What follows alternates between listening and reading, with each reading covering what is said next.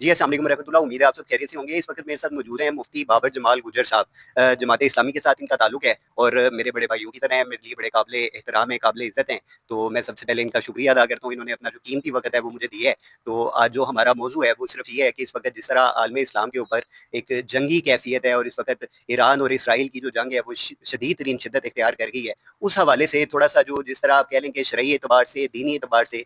उसके क्या मेयारात हैं, ये इनसे जानने की कोशिश करेंगे, कुछ राय सामने आएगी। और ये मजहबी जमातों का जो एक मौक़िफ़ है इस वक़्त ईरान के हवाले से और इस जंग के हवाले से उसको जानने की कोशिश करेंगे। अस्सलाम वालेकुम बाबर भाई, कैसे हैं आप? ठीक-ठाक हैं? वालेकुम अल्हम्दुलिल्लाह। अहमद भाई, आप सुनाए ठीक हैं? जी, अल्लाह का शुक्र है बाबर भाई, सबसे पहले आपके वक़्त का बहुत शुक्रिया। आपका शुक्रिया, आपने हमें मौका फ़राहम किया। अच्छा, मुझे बताइएगा कि इस वक़्त एक जंगी कैफ़ियत है और आलम इस्लाम के ऊपर आप समझ लें कि एक जंग का सा माहौल है और हमेशा टारगेट किया जाता है आलम इस्लाम को और मुसलमान को टारगेट किया जाता है। तो अभी ये जो जंग की एक सूरत-ए-हाल बनी हुई है ईरान और इसराइल के मबैन, उस पे क्या राय है आपकी? इसको किस नज़र से देखते हैं आप?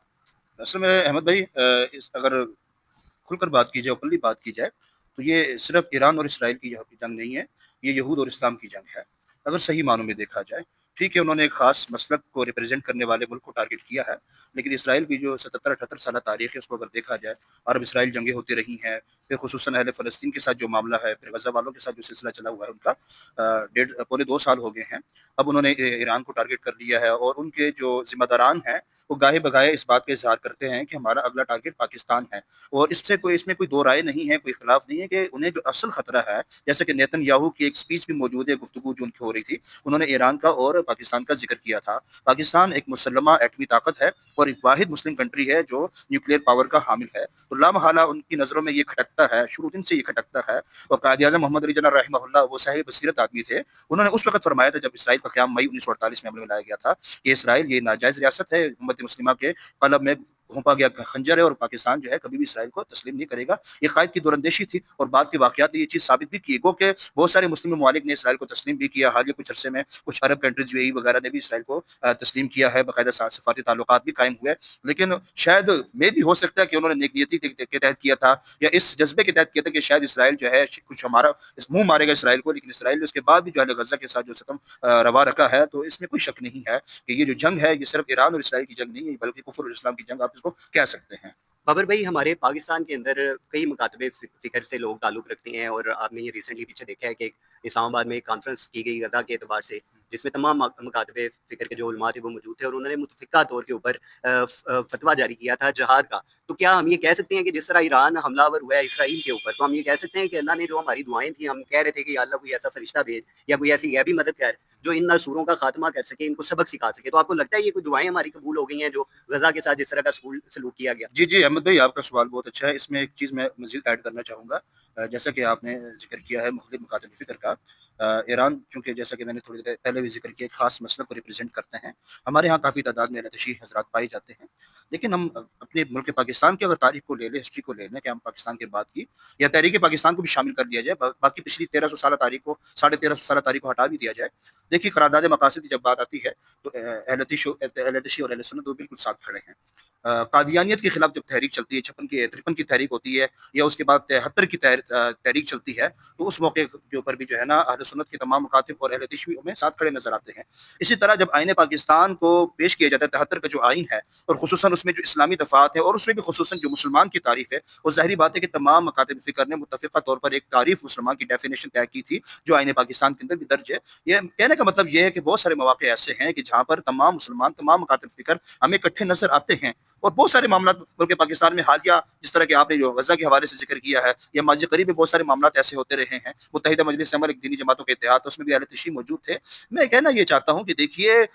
महज़ इस बिना पर कि ईरान जो है एक ख़ास मसलक को रिप्रेज़ेंट करता है और मेरा मसलक अगर कोई और है और इस बिना पर मैं कुफ़र और इस्लाम की जंग से बिल्कुल इसे इग्नोर कर देता हूँ या उससे बिल्कुल एक तरफ़ा होकर बैठ जाता हूँ, तो ये जो फ़लस्तीन काज़ है उसको नुकसान पहुँचाने की भी मैं ये कह समझता हूँ कि दानिस्ता या गैर दानिस्ता कोशिश भी है और इसराइल के एक तरह के हाथ मजबूत करने की। अगर ईरान अहले तशरीह है तो उसके मुकाबले में मैं इसराइल को या उसकी कार्रवाइयों को सपोर्ट करता हूँ या उस पर मैं खामोशी भी इख्तियार करता हूँ, तो क्या वो फिर सुन्नी है? پھر میں اپنے عمل سے یہی بات ثابت کر رہا ہوں۔ جہاں تک بات ہماری اہل فلسطین کے حق میں دعاؤں کی ہے تو اس میں کوئی شک نہیں ہے، یقیناً لاکھوں کروڑوں لوگوں نے، اربوں لوگوں نے اہل فلسطین کے حق میں دعا کی ہے۔ بہت سارے لوگ تھے، جن ممالک تھے جنہوں نے ریاستی طور پر بعض نے ڈائریکٹلی اور بعض نے در پردہ اہل فلسطین کی مدد کی ہے، حماس کے مجاہدین کی مدد کی ہے۔ اور ایران جو ہے ٹھیک ہے، آپ اس سے اختلاف بھی رکھ سکتے ہیں، اتفاق بھی کر سکتے ہیں، ان کی جو پراکسیز تھی وہ بہرحال انہوں نے کافی طویل عرصے تک جو ہے نا اسرائیل کے خلاف وہ لڑتے بھی رہے ہیں۔ اور جبکہ اہل سنت جو کہ بینیفیشری، ہم لوگ جو بینیفیشری ہیں، قدس کے بینیفیشری بنتے ہیں، اپنے آپ کو گارڈین سمجھتے ہیں، عرب کنٹریز سمجھتے ہیں، ان کا جو کردار تھا وہ ناقابل بیان تھا، وہ اچھا کردار نہیں رہا، خصوصاً فلسطین کے حوالے سے۔ لیکن اس کے مقابلے میں جو ایران ہے، آپ کہہ سکتے ہیں کہ اس کے سیاسی مقاصد بھی ہو سکتے ہیں، لیکن بہرحال اس نے کسی حد تک جو ہے نا ساتھ بھی دیا ہے، عسکری طور پر بھی ساتھ دیا ہے، سیاسی حوالے سے بھی ساتھ دیا ہے۔ تو اللہ تعالیٰ نے ایک موقع امت کو فراہم کیا ہے۔ وہ کہتے ہیں نا، کسی کو دھکا دیا تو جو ہے نا بات بن گئی، کسی نے کبے کو جو ہے نا ٹانگ ماری، لات ماری، کبے کا کب ٹھیک ہو گیا، چلو ایران ہی صحیح تو باقی امت کھڑی ہو جائے۔ اور امت مسلمہ کسی حد تک ساتھ کھڑی بھی ہے۔ پاکستان نے جو اسٹیٹمنٹ جو جاری کی ہے، سرکاری طور پر جاری کی ہے۔ پھر جنرل صاحب جو فیلڈ مارشل صاحب یہ امریکہ بھی گئے تھے، ڈونلڈ ٹرمپ سے جو ملاقات کر کیا ہے، اور ان کی ملاقات کے بعد جو کھانا تھا، کھانے کے بعد جو ڈونلڈ ٹرمپ صاحب کا بیان تھا کہ یہ جو اسرائیل ایران کے خلاف جو کارروائی ہے اسے مزید 2 ہفتے کے لیے مؤخر کرتے ہیں، تو میں یہ سمجھتا ہوں یہ جو کچھ باتیں سامنے آئی ہیں، حقیقت حال تو اللہ تعالیٰ کو جانتے ہیں، عرصہ دراز لگے گا ان باتوں کو کھلنے میں، لیکن جو سمجھ میں بات آئی ہے وہ یہی ہے کہ فیلڈ مارشل صاحب نے ان سے یہی کہا ہے کہ ایران کے خلاف جو کارروائی ہے وہ پاکستان کے مفاد میں نہیں ہے۔ اور اس کے بعد باقاعدہ سرکاری طور پر پھر اسٹیٹمنٹ جاری ہوئی ہے کہ پاکستان نہیں چاہتا کہ ایران کے خلاف کوئی اور ملک انوالو ہو۔ امریکہ کی طرف بھی اشارہ تھا۔ تو یہ کچھ باتیں ہیں جو ان حالات کو، واقعات کو سمجھنے میں بڑی مدد یعنی دیتی ہیں۔ دینی اور شرعی اعتبار سے اس وقت تمام جتنے بھی مکاتب فکر ہیں ان میں جو تفرقات ہیں ان کو ختم کر کے اس وقت ایران کے ساتھ یعنی ایک اتحاد کی صورت برقرار رکھنی چاہیے۔ 57 اسلامک ممالک کا جو اتحاد ہے جی وہ جی اس وقت ایران کے ساتھ کھڑا ہونا چاہیے اس جی جی معاملے جی کے اوپر۔ بالکل، دیکھیں مسلمانوں کا جو اتفاق ہے، اتحاد ہے، یہ کامیابی کی ضمانت ہے، دنیا کے اندر بھی اور آخرت کے اندر بھی۔ اور تاریخ اس بات کی گواہ ہے کہ جب تک مسلمان اکٹھے رہے ہیں، دنیا پہ مسلمانوں کا سکہ چلتا تھا۔ ہماری تہذیب برتر تہذیب تھی، سب سے اعلیٰ تہذیب تھی۔ اور جب مسلمانوں میں افتراق ہو گیا، انتشار پیدا ہوا، مسلم ممالک ٹکڑوں میں بٹ گئے، فرقہ وارانہ تقسیم ہو گئی، مسلکی اور زبان کی بنیاد پر تقسیم ہو گئی، تو پھر لوگوں نے چن چن کر مسلمانوں کو مارا ہے۔ جب تک مسلمان متحد رہے ہیں، اسلام غالب رہا ہے۔ اور جب مسلمان ٹکڑوں میں تقسیم ہو گئے ہیں تو نقصان اسلام کو ہوا۔ میں بار بار تسلسل اس سے ایک بات کہہ رہا ہوں کہ یہ ایران اور اسرائیل کی جنگ نہیں، یہ کفر اور اسلام کی یہ عالم جنگ ہے، اسلام کی عالم اسلام کی جنگ ہے، ٹھیک ہے۔ دیکھیں ہمارے اختلافات ہیں، اس ساری زندگی پڑی ہوئی ہے، قیامت تک کا ٹائم ہے، یہ تصفیہ ہوتے رہیں گے، بات بنتی رہے گی، بگڑتی رہے گی۔ امام مہدی علیہ رضوان جب آئیں گے ہو سکتا ہے یہ شیعہ اور سنی کے اختلافات تب ختم ہو جائے۔ لیکن بات یہ ہے کہ بہت ساری چیزیں جو مشترکات ہیں، ٹھیک ہے نا، وہ اہل قبلہ ہے، اہل قبلہ ہے۔ دیکھیے وہ حج کرنے کے لیے بھی جاتے ہیں، مسلمان حج کرنے کے لیے جاتے ہیں، ٹھیک ہے، بہت ساری چیزیں ہمارے یہاں مشترک ہیں۔ چند فروعی اختلافات ضرور ہیں، کچھ فروعی اختلافات ایسے ہیں جو شدت اختیار کرتے بعضوں کا اصولیات کی طرف جا سکتے ہیں، لیکن اس کے باوجود میں یہ سمجھتا ہوں کہ جب مقابلہ آپ کا یہود کے ساتھ ہے تو پھر بہرحال ایران کا ہاتھ مضبوط کرنا چاہیے، اس کے ساتھ کھڑے ہونا چاہیے۔ بابر بھائی، یہ جو جماعت اسلامی سے ان کا تعلق ہے، سینیٹر بھی ہیں ڈاکٹر مشتاق احمد خان جی صاحب، جی ان کی بڑی کاوشیں ہیں جی غزہ جی کے حوالے سے، ان کی اہلیہ کی، ان کے جی جی بچوں کی، ان کی آپ نے متعدد بار دیکھا کہ جی اسلام آباد کے اندر سب سے زیادہ جو مؤثر جی جی آواز بنی ہے نا وہ مشتاق احمد خان صاحب کی بنی ہے۔ جی جی وہ کسی بھی سیاسی جماعت میں سے آپ لے لیں، جی اور ان کے ساتھ پھر جس طرح کا سلوک روا رکھا گیا ہے، یعنی اسلام آباد کے اندر جو پولیس والے تھے وہ ان کے گریبان تک آ کر پہنچ گئے ہیں، ان کی اہلیہ کو، ان کے بچوں کو وہ اٹھا کر لے کے جاتے رہے ہیں جب انہوں نے غزہ کے حوالے سے بات کی، جب انہوں نے ڈاکٹر عافیہ صدیقی کی رہائی کے حوالے سے بات کی۔ تو یہ سارا جو ایک سینیریو ہے، ایک سیاسی جماعت اپنا ایک یعنی حق رکھتی ہے احتجاج کا، تو پھر اس طرح کا سلوک جب آپ کی اپنی ریاست کی جانب سے رکھا جاتا ہے تو پھر اس پہ کیا ہم اس کا کہہ اس سکتے میں ہیں؟ احمد بھائی، میں مشتاق صاحب کا جو آپ نے تذکرہ کیا اس کی طرف آنے سے پہلے میں ایک اور بات کرنا چاہتا ہوں کہ صرف مشتاق صاحب کا معاملہ نہیں، کوئی بھی سیاسی جماعت ہو، یہ ایک جمہوری ملک ہے، اسلامی جمہوریہ پاکستان اس کا نام ہے۔ تو سیاسی جماعتوں کا کوشش کرنا، جدوجہد کرنا، الیکشن لڑنا، یہ ان کا آئینی حق ہے، جمہوری حق ہے، اور جمہوری حق کو بزور دبایا نہیں جا سکتا اور نہ ہی دبانا چاہیے۔ جمہوری رویوں کو پنپنے دینا چاہیے۔ ٹھیک ہے، سیاستدان غلطیاں کریں گے، سیکھیں گے، پھر غلطیاں کریں گے، پھر سیکھیں گے، لیکن ریاست کے جو فیصلے ہیں اور ریاست میں جو ریٹ آف دا گورنمنٹ صحیح معنوں میں ہوتی ہے وہ رعیت کے ذریعے ہونی چاہیے، عوام کے ذریعے ہونی چاہیے۔ دیکھیے ادارے ہمارے ماتھے کا جمر ہیں، ہمارے دل ان کے ساتھ دھڑکتے ہیں۔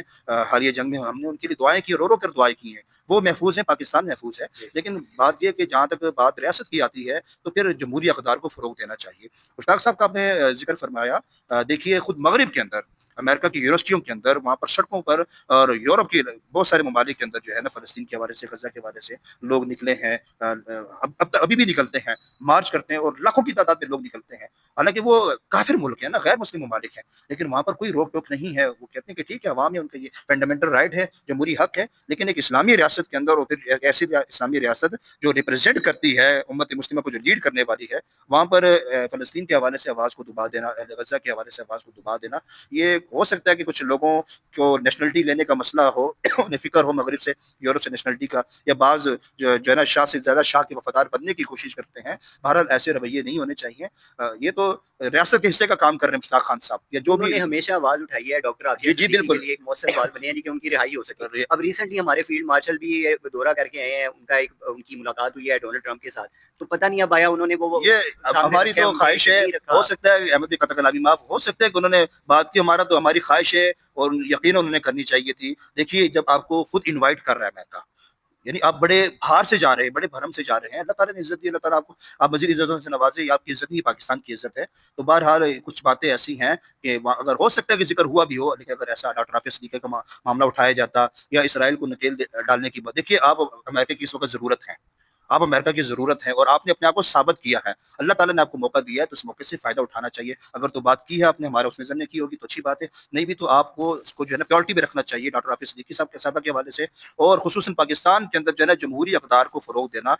मुझे उम्मीद है, ठीक है, आपके इख्तलाफ़ात लोगों के साथ हो सकते हैं, शख्सियात के साथ हो सकते हैं, पार्टियों के साथ हो सकते हैं, लेकिन अगर आप जमहूरी इक़दार को फ़रोग़ देते हैं, तो पाकिस्तान की तारीख़ में भी कम अज़ कम जो है ना सुनहरी हरूफ से आपको याद किया जाएगा। अल्लाह ताला, हम दुआ करते हैं कि मज़ीद इज़्ज़त से नवाज़े, और अल्लाह ताला से दुआ करते हैं कि पाकिस्तान के फैसले पाकिस्तान की आवाम अपनी मर्ज़ी से कर सकें। ये चंद बातें थी ईरान के बाबर भाई, हवाले अगर से। ये अमेरिका इस जंग के अंदर शरीक हो जाता है, वो इसराइल का साथ देता है, तो ये क्या तीसरी आलमी जंग की तरफ जाने की एक पेशरफ्त हो सकती है? क्योंकि यहूदी तो एक लॉबी जो काम कर रही है न्यू वर्ल्ड ऑर्डर के ऊपर, उनका एक पूरा मुनज़्ज़म एक नेटवर्क है, जो इस वक्त इसराइल ने उसको एक समझ लेंगे घुटनों पे लाकर खड़ा कर दिया है, कि उसकी रोजाना की तादाद में जो उसके जवाबात हैं, जिस तरह वो इसराइल को दाग रहा है, मिसाइल दाग रहा है, तो उसमें रोज बरोज जो है वो इजाफा होता जा रहा है, और साथ वो दीगर ममालिक को भी ये धमकियां दे रहा है कि अगर कोई इसका साथ देगा, इसकी जंग में शरीक होगा, तो वो भी बराबर का कसूरवार होगा। इसमें इसमें पहली बात तो ये है कि देखिए, जब अफगान वार हुई थी 9/11 के बाद, जमात इस्लामी फिर दीगर मजहबी जमातें थी, हमने तो उस वक्त भी पुरजोर मुखालफत की थी अमेरिका के हवाले से। मैं ये समझता हूँ, ठीक है, मैं एक इमाम मस्जिद भी हूँ, खतीब भी हूँ, आपका सवाल थोड़ा अलग किस्म का है,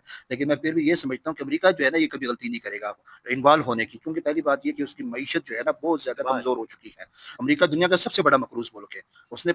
ट्रिलियंस ऑफ डॉलर जो है ना, कई मुल्कों का उसने कर्जा अदा करना है, जापान का करना है, अरब कंट्रीज का उसने कर्जा देना है, बहुत सारे ममालिक कर्जा देना है। और यहाँ दूसरी उसको बात वो ये है, अमन का सफीर बनाने की जी, जी, बात कर रहे हैं। दूसरी बात ये है कि डोनाल्ड ट्रंप साहब इलेक्शन जो जीते थे, वो फर्स्ट अमेरिका, सबसे पहले अमेरिका के नारे के साथ वो ये जंग जीते थे, और उन्होंने अपने इमाम से ये वादा किया था कि हम जंगों में नहीं जाएंगे, जंगों से निकलेंगे। तो ज़ाहिर बात है, अगर वो फिर मजीद दोबारा वो फिर से इन्वॉल्व होते हैं, किसी पराई जंग के अंदर इन्वॉल्व होते हैं, तो मेरे ख्याल में ये खुद अमेरिका के लिए ठीक नहीं होगा, और ट्रंप साहब की अपनी सियासत के लिए भी ठीक नहीं होगा। और इसके साथ साथ मेरे ख्याल में ये, जिस तरह ट्रंप साहब जो है ना धमकी देते हैं, पीछे हटते हैं, धमकी देते हैं, अब फील्ड मार्शल साहब से मुलाकात के बाद उन्होंने कहा कि 2 हफ्ते के बाद हम करेंगे, तो मेरा नहीं ख्याल कि वो जो है ना ज़ाते खुद, इल्ला ये कि ईरान की तरफ से कोई ऐसा इशू आ जाए कि वो डायरेक्ट अमेरिकी जो अड्डे मौजूद है मिडिल ईस्ट के अंदर, उनमें से किसी को अटैक कर दे, किसी पर अमेरिकन एसेट्स पर अटैक कर दे, फिर अमेरिका को मजबूरन जो है ना उसमें शामिल होना पड़ेगा। अदरवाइज मैं नहीं समझता कि अमेरिका जो है ना बराह रास्त डायरेक्ट इस जंग में इन्वॉल्व होगा। अच्छा बाबर भाई, ये एक अलमिया है, ये आखिरी सवाल है आपसे, एक अलमिया है कि इस वक्त पाकिस्तान के अंदर जितनी भी मजहबी जमातें हैं ना, उनको एक कुछ मखसूस तबका पाकिस्तान के अंदर ही है जो उनको टारगेट करने की कोशिश करता है, उनके हवाले से कई किस्म की बातें करता है, यानी मौलवियों को एक तजहीक अमेज रवैये के साथ ना उनको डील किया जाता है, कहा जाता है कि ये ज़्यादा पढ़े लिखे लोग नहीं होते और इनका कोई किरदार नहीं होता, और इस वक्त जिस तरह एक सियासी जो शऊर आप कह लें कि जो दे दिया गया है, वो इस हद तक जहर बन चुका है इस पाकिस्तान के अवाम के लिए, कि उनको ये सलीका करना नहीं आ रहा कि एक आलम दीन के मसाइल क्या होते हैं, उसकी फजीलत क्या होती है, और उसके मेयार क्या होते हैं, उसकी पढ़ाई लिखाई के जो अदवार हैं वो क्या हैं, और इसी के साथ आप अपना भी ज़रा तारुफ कराइएगा कि आप इस वक्त क्या पढ़ रहे हैं, और ये किस किस जो प्रोसीजर था जिससे आप गुजर के आप यहाँ तक पहुँचे हैं, जो अभी तक चल रहा है सफ़र आपका। ये इसमें तो कोई दो राय नहीं है, हमें बहुत ज़्यादा टारगेट किया जाता है, खुसूसन जो है ना जो लिबरल तबक़ात हैं उनकी तरफ से। आम मुसलमान जो है वो बहरहाल मस्जिद की, इस्लाम की, इमाम मस्जिद की वो इज़्ज़त करता है, इसमें कोई शक नहीं है, और जब भी आते हैं बड़े एहतराम से मिलते हैं, अपने बच्चों को पढ़ने के लिए भेजते हैं, हम पर ट्रस्ट करते हैं। कुछ लोग ऐसे मौजूद हैं, खुसूसन जो है NGOs के तहत होते हैं, در پردہ جو ایک مخصوص ایجنڈے کے تحت کام کر رہے ہوتے ہیں، وہ مختلف پلیٹ فارم کے ذریعے، سوشل میڈیا کے ذریعے نا یہ اس طرح کی جو ہے نا، ٹھیک ہے دیکھیے کمیاں کوتاہیاں ہر جگہ پائی جاتی ہیں، اصلاح کی گنجائش ہر جگہ ہوتی ہے، لیکن یہ سمجھنا کہ ساریاں خامیاں وہ مذہبی طبقے میں اور علماء میں پائی جاتی ہیں اور باقی سارے دودھ کے دھلے ہوئے ہیں، تو بہرحال یہ ٹھیک نہیں ہے۔ جو جدید تعلیمی ادارے ہیں وہاں کی جو صورتحال ہے، باولپور یونیورسٹی کا جو معاملہ ہوا، اور پھر قائد یونیورسٹی کے اندر پی ٹی آئی کی گورنمنٹ تھی، شہریار افریدی صاحب جو ہے ان کے انٹیریئر منسٹری ان کے تحت تھی، اس وقت وہ منسٹری کے دور میں انہوں نے اسٹیٹمنٹ جاری کی تھی کہ قائدیان یونیورسٹی کے اندر 60 سے 70% جو اسٹوڈنٹ جو ہے 70% وہ آئس کا نشہ کرتے ہیں یا دیگر نشوں کے اندر جو ہے نا، تو یہ صورتحال ہے۔ ہم یہ نہیں کہتے کہ جدید تعلیمی ادارے برے ہیں، ٹھیک ہے نہیں یہ کمیاں تو روز کوتاہیاں، کی اب خبریں ٹھیک ہے، ہیں، جتنے تو بھی بڑی کالجز ہیں یونیورسٹیز ہیں وہ یقیناً اس چیز کا گڑھ بن صرف چکی ہیں۔ یہ سمجھنا کہ خامی اور خرابی مدارس کے اندر، دیکھیے ایک طویل سفر جو ہے قرآن کریم کا حفظ کرنا، پھر 8 سال کا درس نظامی کا کورس ہوتا ہے، یہ 2 سال کا یا 3 سال کا اسپیشلائزیشن ان فقہ افتاء جسے آپ مفتی کہتے ہیں وہ ہوتا ہے، یہ ساری چیزیں، پھر ساتھ میں جدید تعلیم کو لے کر چلنا۔ آپ کو بہت سارے ایسے علماء ملیں گے کہ جن کے پاس دینی تعلیم بھی ہے اور دنیاوی تعلیم بھی بدرجہ اتم پائی جاتی ہے، تو باقی مزید اصلاح ہونی چاہیے، یہ ساری چیزیں ہیں، لیکن اپنے رویوں کو درست کرنا چاہیے۔ مورد الزام ایک مخصوص طبقہ فکر کو قرار دے دینا یا صرف مذہبی بنیادوں پر جو ہے نا کسی کو ٹارگیٹ کرنا، یہ ملک کے لیے بھی ٹھیک نہیں ہے، ہمارے معاشرے کے لیے بھی ٹھیک نہیں ہے۔ خبر بھائی آپ کی اپنی جو تعلیمی اس وقت آپ کی صورتحال چل رہی ہے وہ بھی ذرا بتائیے گا بھی۔ میں نے الحمدللہ درس نظامی کیا تھا مرکز علوم اسلامیہ منصورہ لاہور سے، اس کے بعد میں نے تخصص فی الفقہ والافتاء 2 سال کا تھا، وہ منصورہ لاہور سے کیا تھا۔ ابھی اس وقت میں تخصص فی فقہ الحلال، فی الفقہ الحلال والحرام، یعنی اسپیشلائزیشن ان حلال فوڈ، میں منصورہ سے ہی کر رہا ہوں، میرا تھیسس چل رہا ہے، اور یہ مختصر جو ہے میرا تعارف ہے۔ الحمدللہ حافظ قرآن ہوں، 12 سال سے میں یہاں پر مسجد میں خدمات انجام دے رہا ہوں، درس قرآن دیگر معاملات جو ہیں یہ سارے چل رہے ہیں ساتھ میں۔ چلیں بابر بھائی آپ کے وقت کا، آپ کی تمام باتوں کا بے حد شکریہ۔ آپ کا شکریہ، اللہ چلیں تعالیٰ کو جزائے جزاک خیر اللہ عطا السلام فرمائے۔ علیکم۔ السلام علیکم۔